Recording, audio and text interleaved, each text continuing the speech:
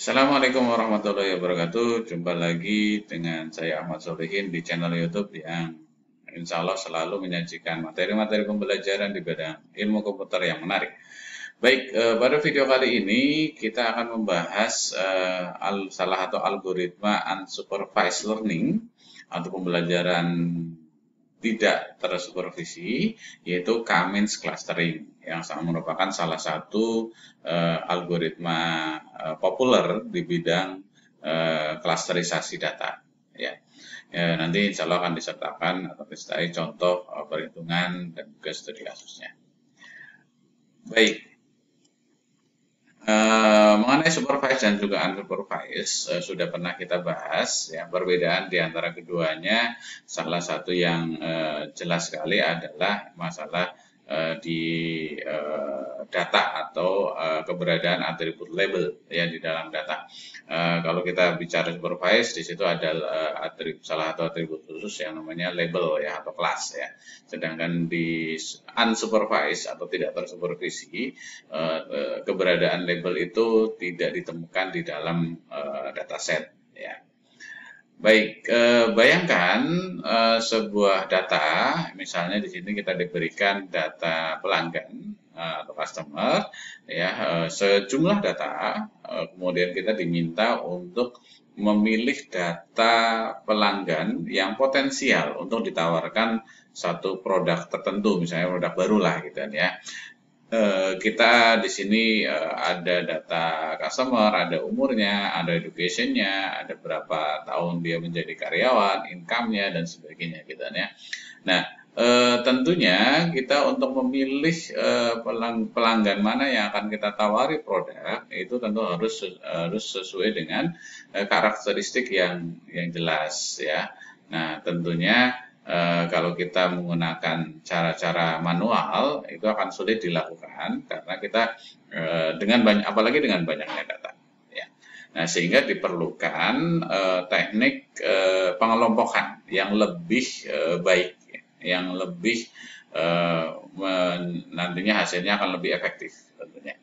Nah, maka sering istilah hal tersebut atau permasalahan ini disebut sebagai namanya customer segmentation, yang solusinya atau salah satu cara untuk melakukan customer segmentation adalah dengan melakukan clustering ya, yang akan kita bahas di video ini ya.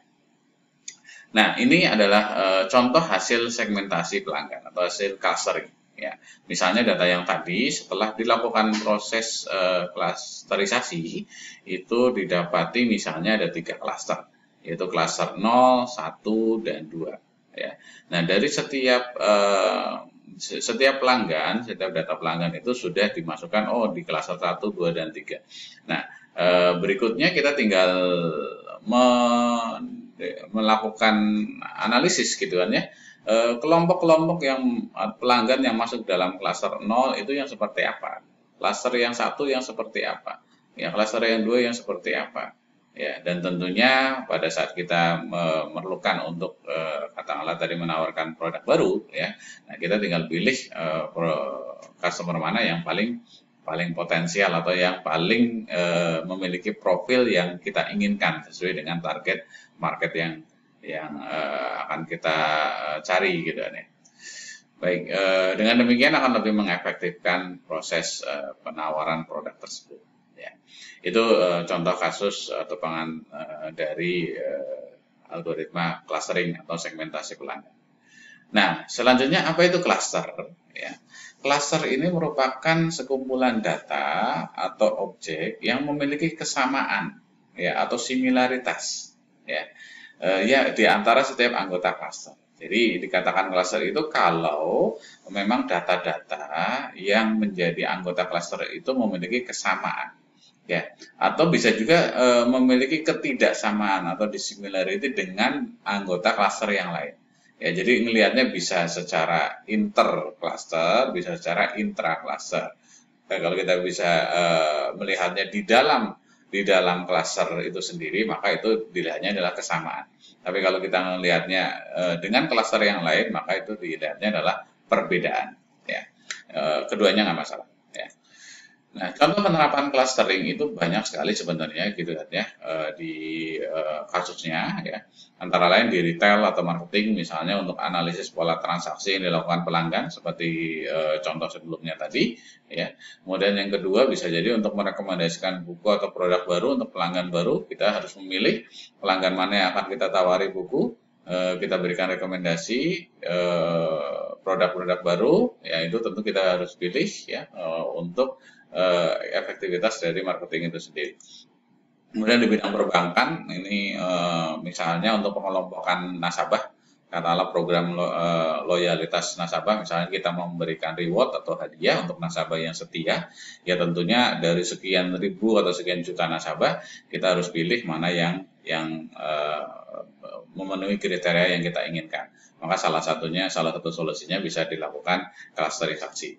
Di bidang asuransi antara lain ada fraud detection, ini sangat sering sekali kasus dan juga penelitian juga ke arah sana, bagaimana mencegah klaim asuransi yang sifatnya fraud atau palsu lah gitu ya, di mana ini biasanya by design, artinya disengaja oleh si customer gitu kan ya. Nah, deteksinya bagaimana? Salah satunya adalah kita bisa melakukan analisis dengan klasterisasi.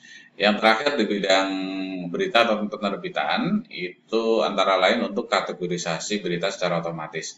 Kita mau mengelompokkan berita-berita yang ada di satu situs misalnya gitu ya, itu kita kategorisasikan secara otomatis, atau rekomendasi kategori ya berdasarkan isi dari berita, maka itu kita bisa lakukan namanya klasterisasi atau clustering ya. Secara lebih luas gitu kan ya, penggunaan algoritma clustering ini sebenarnya cukup banyak gitu ya, baik di bidang data science, data mining maupun di bidang-bidang yang lain ya, secara aplikatif maupun penelitian. Ya. Yang pertama, exploratory data analysis ini salah satu manfaat penting dari algoritma clustering adalah kita bisa pakai untuk mengeksplor data lebih jauh lagi. Tidak sekedar hanya menampilkan dalam bentuk tabel atau grafik, tapi juga grafik itu bisa menjadi lebih mendalam ya analisisnya ya. Exploratory data analysis. Yang kedua adalah generate rangkuman ya atau summary generation ya. Ini menjadi populer beberapa tahun terakhir gitu kan ya, banyak situs berita yang melakukan namanya auto generation content jadi isinya itu digenerate secara otomatis. Salah satunya memanfaatkan algoritma clustering untuk mengelompokkan konten-konten yang sama atau yang sejenis. Yang ketiga adalah deteksi outlier atau pencilan ya. Outlier detection ini bisa juga dilakukan algoritma clustering, di mana nanti jika ada data yang mungkin di luar dari cluster yang besar, itu kita bisa anggap itu sebagai outlier gitu ya. Katakanlah anggota clusternya sedikit ya, kemudian letaknya atau profilnya sangat jauh, maka itu bisa kita kategorisasikan sebagai outlier ya. Dan berbagai macam keperluan yang lain atau penggunaan yang lain, data preprocessing, kompresi data, optimasi algoritma KNN dan sebagainya. Ya.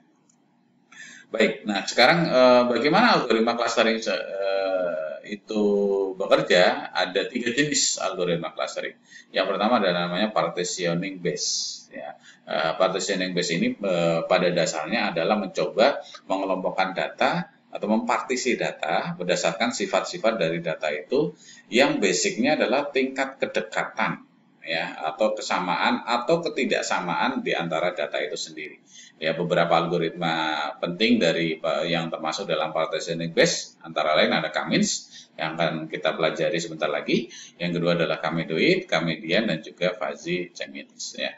Kemudian yang kedua adalah hierarchy clustering. Ini ada 2 metode, agglomerative dan regresif ya. Intinya ini bagaimana menghasilkan satu dendrogram atau satu diagram ya yang berdasarkan prinsip-prinsip dari kesamaan tadi ya. Jadi seperti yang ada di ilustrasi di sebelah kanan ya, dendrogram seperti itu sehingga kayak semacam hierarkinya ya yang dihasilkan. Jadi tujuannya adalah menghasilkan hierarki, tidak menghasilkan klaster tapi menghasilkannya hierarki dari data. Kemudian yang ketiga adalah density based clustering. Ya, salah satu algoritma yang populer adalah DBScan.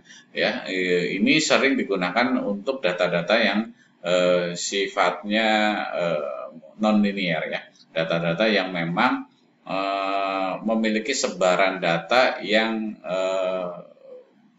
mungkin sedikit secara spasial. Misalnya di contoh yang sebelah kanan ini gitu ya, ini akan sangat sulit gitu ya pada saat kita mau menggunakan algoritma Cummins ya, karena memang ada data, ada cluster di dalam cluster gitu ya.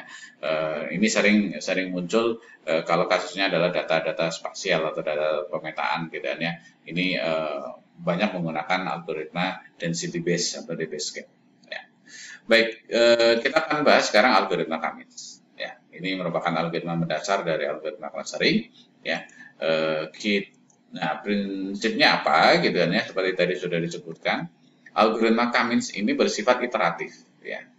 Bisa iteratif artinya memang membutuhkan perulangan tertentu gitu ya, sejumlah perulangan ya untuk apa? Mempartisi dataset menjadi sebuah kelompok yang non overlapping atau yang berbeda berdasarkan jumlah cluster atau nilai K.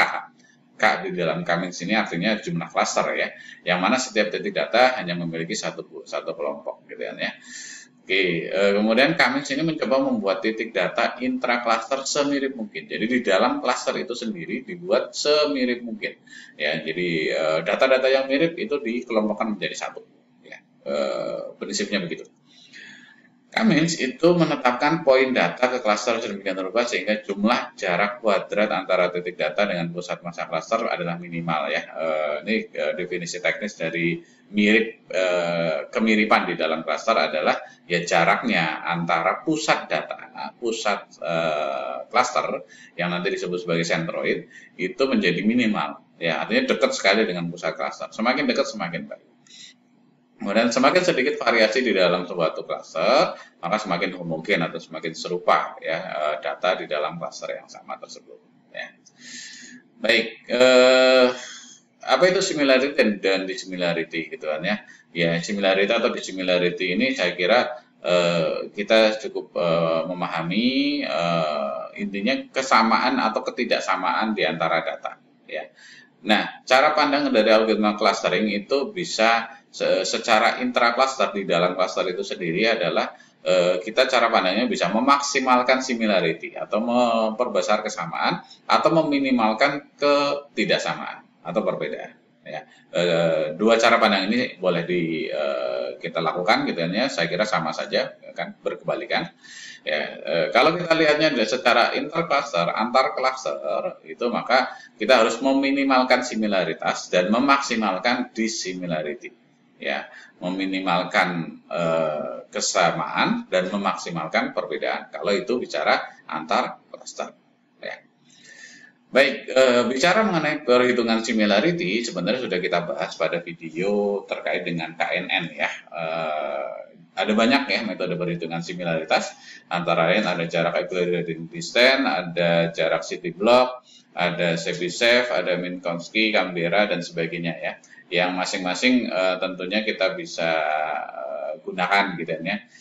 Mana yang paling banyak gitu ya? Yang paling banyak di dalam clustering digunakan adalah jarak equidistant distance ya. Ini yang paling sering digunakan. Baik. Nah, sekarang kita bahas langkah-langkah dari algoritma clustering. Langkah pertama dari algoritma clustering adalah menentukan jumlah cluster atau nilai K itu sendiri di dalam Cummins gitu ya. Ini merupakan salah satu mungkin pembahasan yang bisa kita lanjutkan ya. Berapa jumlah cluster yang kita harus pakai?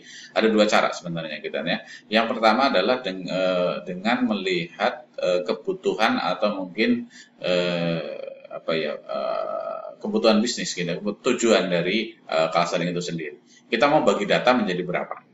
Ya, itu. Jadi tanyakan ke user atau pengguna, data itu mau dibagi jadi berapa. Maka itu bisa menjadi dasar penentuan nilai K. Atau yang kedua adalah kita dengan melakukan pengujian, ya menguji ya K yang terbaik itu yang berapa. Nanti di bagian akhir akan kita bahas sedikit, kita singgung mengenai optimasi nilai K ini sendiri. Ya, oke. Yang penting pertama kita harus tahu dulu nilai K-nya berapa. Yang kedua adalah inisialisasi nilai sentroid awal, pusat klaster untuk setiap K. Misalnya K-nya ada 2, maka pusat klasternya itu kita tentukan 2 data secara acak. Ya, nanti ada caranya. Oke, kemudian yang ketiga adalah hitung jarak dari setiap titik data dengan sentroid dengan pusat klaster yang diinisialisasi tadi. Ya, dihitung jaraknya. Lalu dilihat jarak yang terdekat ya dengan pusat klaster itu, maka si titik data itu akan menjadi anggota dari klaster tersebut. Jadi ibaratnya yang paling dekat gitu ya, maka itu akan berkumpul menjadi satu gitu ya. Lalu untuk setiap klaster tentukan sentroid baru. Jadi belum berhenti di sini ya, pada langkah awal ya, iterasi kedua misalnya, iterasi berikutnya adalah kita harus membentuk sentroid baru. Ya, dengan cara apa? Merata-rata nilai dari setiap anggota klaster. Ya kan sudah terbentuk tadi klasternya, kemudian dirata-rata. Ya, rata-ratanya berapa? Nah, rata-rata itu akan menjadi sentroid baru. Ya, akan jadi pusat klaster yang baru. Setelah itu lakukan ulangi langkah 3 sampai 5 tadi, yaitu menghitung jarak ke setiap klaster, setiap data dengan pusat klaster atau sentroid, kemudian memasukkan data ke dalam klaster yang terdekat, lalu kemudian nanti membentuk sentroid baru. Kapan berhentinya? Berhentinya hingga tidak ada perubahan anggota klaster. Jadi selama masih berubah anggota klasternya, maka terus ulangi terus ya sampai berubah ya. Saya kira itu ilustrasinya. Nah, ini ilustrasi menarik sekali. Jadi ini ada proses klasterisasi sejumlah data. Jadi ditentukan sentroid awal, dihitung tuh satu persatu jaraknya. Nah, kemudian dia geser. Kenapa? Kapan dia geser? Pada saat tadi dilakukan rata-rata atau means ya dari anggota klaster, kemudian digeser pusat masanya. Nah, dengan demikian maka pusat massa itu lama kelamaan akan mengarah atau membentuk ke pusat massa dari klaster yang diinginkan gitu kan ya. Jadi dengan seperti ini nih datanya sudah terpisah ya, terpisah dengan baik gitu ya. Nah, ada 4 klaster di sana ya. Itu ilustrasi. Oke, sekarang kita contoh perhitungan ya. Misalnya di sini kita punya data pelanggan ya. Kita sederhanakan data pelanggan ada 2 atribut, yaitu age atau umur dan income ya. Income-nya misalnya ini income dalam satuan waktu tertentu gitu ya. Oke, ada customer ID 1, age-nya 41, income-nya 19 dan seterusnya. Oke. Nah, dari data ini kita ingin mengelompokkan data pelanggan ini menjadi 2 kelompok. Gimana caranya? Ya. Oke, kita lihat dulu sebaran datanya. Jadi kalau kita plotting antara age dengan income, maka di sini diperoleh sebaran data seperti grafik yang ada di layar di sana gitu ya. Nah, bagaimana kita bisa mengelompokkan atau membagi data menjadi 2 kelompok?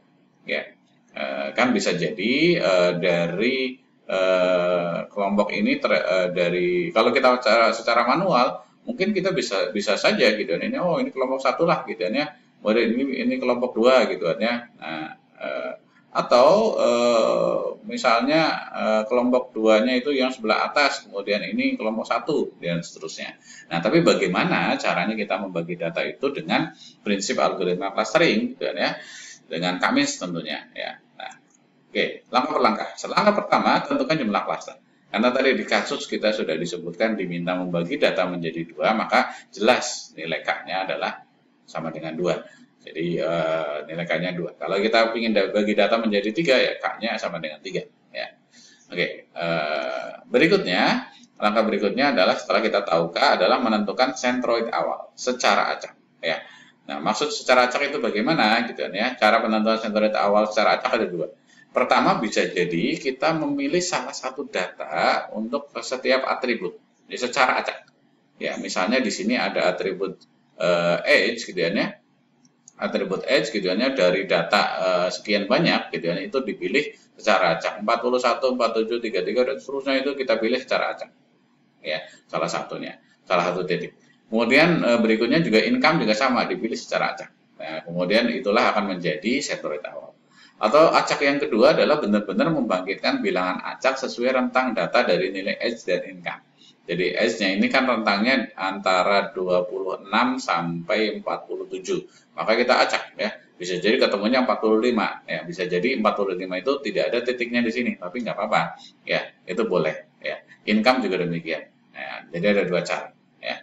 Oke, untuk mempermudah kasus ini kita seolah kita random dan ketemu misalnya sentroid pertama atau C1 adalah 41,19, sentroid kedua adalah 47,100 misalnya begitu. Ya, ini apa namanya untuk mempermudah saja. Nah, bagaimana langkah selanjutnya? Langkah selanjutnya adalah dengan oh ya ini ilustrasinya ya. Jadi sentroid awalnya misalnya di situ ya C1-nya 4119, C2-nya adalah 47100 misalnya begitu ya. Oke. Kemudian langkah selanjutnya adalah menghitung jarak dari setiap titik data dengan sentroid ya. Contohnya menggunakan equidistant distance ya. Nah, di sini misalnya katakanlah jarak dengan C1 itu sentroid yang pertama ya 41,19, kita hitung setiap data ya dengan equidistant distance 41,19 ini berarti 41 kurang 41 ya kuadrat ditambah 19 kurang 19 kuadrat ya kemudian di akar kuadrat jadinya 0. Kemudian dengan data kedua ya 41 dengan 19 itu ya kita selisihnya ya 47 kurang 41 ya ditambah 100 kurang 19 masing-masing di kuadrat, kemudian di akar kuadrat hasilnya adalah 81 ya. Begitu seterusnya. Demikian juga dengan sentroid yang kedua. Dengan sentroid yang kedua itu juga dihitung jaraknya ya. Dari setiap data 41 dikurang 47 dari nilai sentroid yang kedua tadi ya ditambah 19 kurang 100 19 dari income-nya dari data 100 itu dari sentroidnya dan seterusnya gitu ya sehingga ketemulah angka-angka atau jarak antara titik ya setiap titik ya dengan pusat klaster ya. Lalu dari sini berikutnya adalah dilihat yang paling dekat dengan pusat klaster itu akan dimasukkan ke dalam klaster tersebut ya. Jadi masukkan titik data ke dalam klaster berdasarkan jarak terdekat dengan sentroid. Misalnya data yang pertama customer ID 1 itu jarak ke C1-nya 0 ya. Jarak ke C2-nya 81,22. Oh, berarti dia adalah masuk dalam klaster yang pertama ya, klaster yang satu ya. Data yang kedua 47,100 ya, jarak dengan C1-nya 81,2. Jarak yang ke C2-nya adalah 0. Oh, berarti masuk ke dalam klaster 0. Yang ketiga ya 33,57. Jarak dengan C1-nya itu 38,83. Jarak dengan C2-nya adalah 45,22. Ya, untuk itu jelas ini masuk ke dalam klaster 1. Kenapa? Karena lebih kecil nih, lebih dekat ya dengan C1. Ya.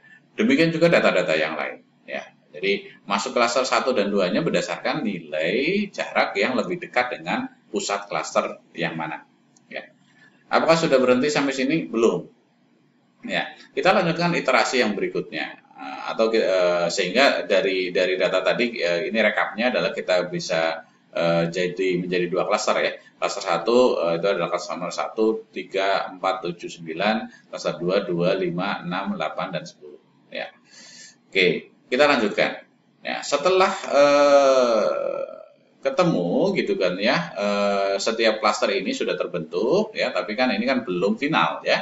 Langkah selanjutnya adalah untuk setiap klaster hitung nilai sentroid baru ya untuk dipakai nanti di iterasi berikutnya dengan berdasarkan rata ya dari setiap data di dalam klaster ya. Kenapa rata? Karena metodenya K-means ya, means itu artinya rata ya. Jadi rata dari setiap data untuk setiap klaster. Kita lihat di sini. Ya, misalnya untuk klaster 1 ya akan membentuk C1 atau sentroid 1 ya. Sentroid 1 pusat massa untuk klaster 1 itu menjadi ini kita lihat ya, yang klaster 1 kita select semua datanya yang klaster 1 ya. Yaitu yang sudah ditandai sebelah kiri di sana. Nah, kita rata-rata nih ya. Rata-rata untuk atribut yang pertama 41 ditambah 33 ditambah 29 ditambah 38 ditambah 26 kemudian nanti dibagi dengan jumlah data tersebut gitu ya, anggota klaster hasil atau di rata-rata lah gitu ya. Hasilnya adalah 33,5 4. Ya, demikian juga yang income juga 19 ditambah 57 ditambah 19 ditambah 56 ditambah 18 ya. Kemudian nanti di rata-rata hasilnya adalah 33,8. Ini adalah pusat klaster yang baru ya, atau sentroid yang baru ya, C1. C2 juga demikian. Ya, C2 melihatnya adalah klaster yang 2. Ya, C2 klaster yang kedua, di rata-rata dari setiap data tadi hasilnya adalah 44,122,6. Ya. Saya kira itu sudah diperoleh sentroid yang baru. Langkah selanjutnya apa? Langkah selanjutnya adalah ya ini ilustrasinya. Jadi sentroidnya bergeser. Ya, dari yang awalnya di sini menjadi di sana. Ya, ini juga sama, sentroid 1 itu juga bergeser ya, dari yang sebelah kanan digeser ke kiri. Ya. Oke, langkah selanjutnya adalah mengulangi langkah menghitung jarak tadi ya, menggunakan sentroid yang baru terbentuk. Ya. Jadi hitung jarak setiap data dengan C1, jarak setiap data dengan C2, dihitung satu persatu, semuanya dihitung gitu ya. Nah, hasilnya ini kebetulan saya tidak sertakan rumusnya, intinya jaraknya hasilnya adalah 16,64, dengan C2 hasilnya adalah 103,66 ya, dan seterusnya ya. Setelah itu dicari, tentunya langkahnya sama ya, cari yang terdekat dengan pusat klaster, itu akan masuk ke dalam klaster yang sesuai dengan paling dekat. Ya, misalnya data yang kedua ini paling dekatnya dengan C2, maka masuk ke dalam klaster yang kedua. Data 3 itu paling dekatnya dengan C1, maka masuk ke dalam klaster yang pertama, dan seterusnya. Ya. Oke, ulangi terus ini sampai kapan gitu ya. Jadi apakah hasil klasterisasinya sama dengan tahapan sebelumnya? Kalau misalnya sama, maka hentikan proses klasterisasi. Jadi hasil anggota klaster ini kalau sama dengan yang sebelumnya, itu maka bisa kita hentikan proses klasterisasi. Ya, atau bisa juga dengan cara yang lain adalah kalau sudah mencapai satu threshold atau satu kualitas klaster tertentu, ya. Jadi nggak harus sama, tapi sudah baik sekali, ya maka itu bisa dihentikan. Nah, jika belum sama, maka ulangi lagi langkah 3.5. Jadi menghitung rata-rata atau means-nya dari setiap anggota klaster untuk membentuk sentroid baru, lalu dihitung nanti jaraknya, kemudian masukin ke dalam klaster, dicek lagi apakah klasternya sama dengan sebelumnya atau belum. Kalau sudah sama, hentikan ya, dan seterusnya. Mudah-mudahan bisa dipahami.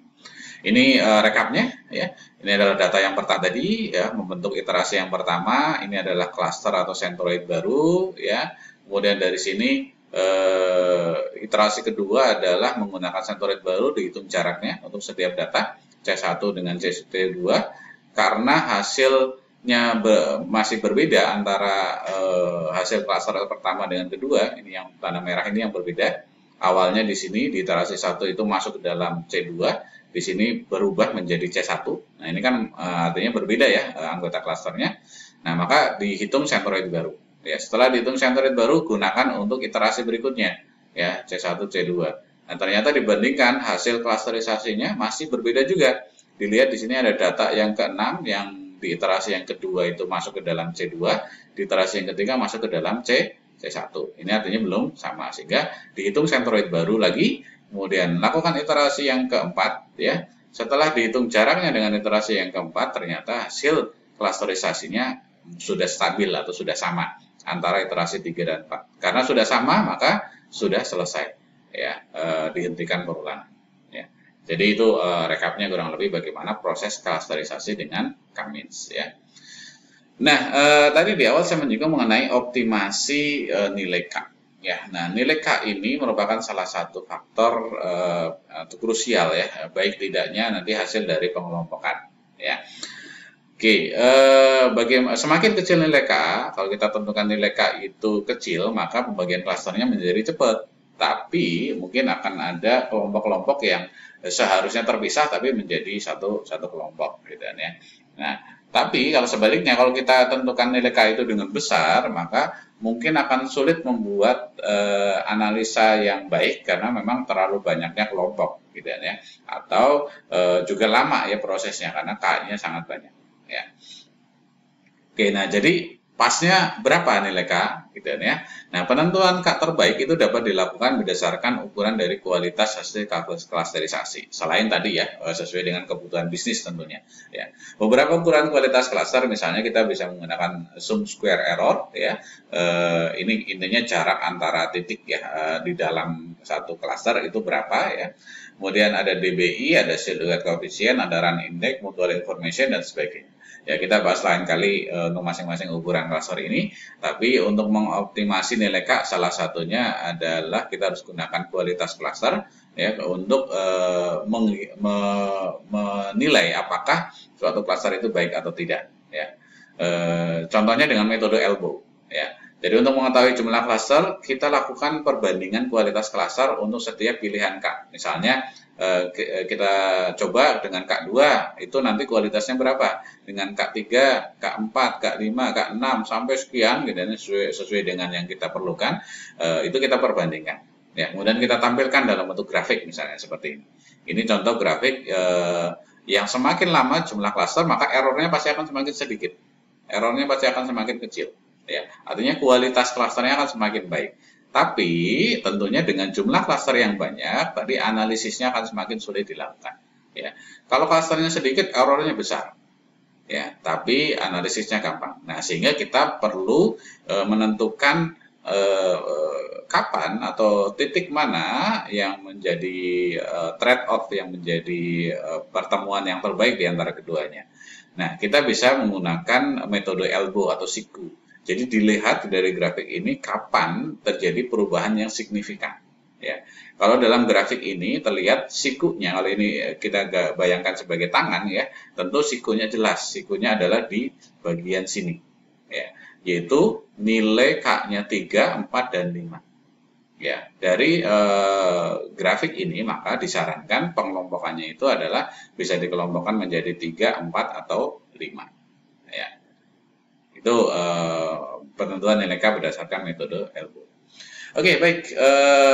Kesimpulannya adalah algoritma clustering itu cukup banyak, ya. Nah, K-means ini merupakan salah satu algoritma clustering yang sangat populer, ya, karena relatif efisien baik untuk data kecil maupun data besar. Memang K-means ini hanya bisa dipakai untuk data numerik karena memang berbasis pada perhitungan jarak atau ketetanggaan tadi. Kemudian bisa menghasilkan kelompok dalam bentuk cluster, dan juga salah satu mungkin permasalahannya adalah harus menentukan atau menginisialisasi nilai K ya di awal ya atau jumlah cluster tersebut. Baik, mudah-mudahan bermanfaat ya video ini. Sampai ketemu lagi di video selanjutnya. Jangan lupa like, komen, atau berikan masukan yang positif untuk channel ini. Ya, sampai ketemu lagi. Saya akhiri. Assalamualaikum warahmatullahi wabarakatuh.